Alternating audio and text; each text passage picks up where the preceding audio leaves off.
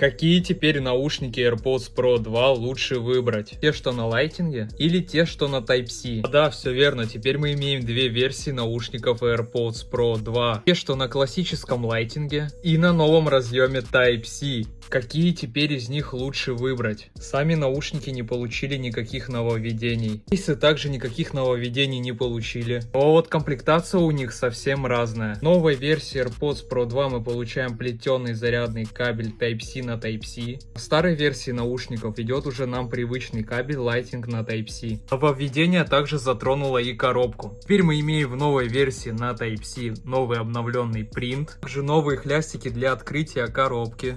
Напишите, какие лучше взять наушники на Type-C либо на Lightning.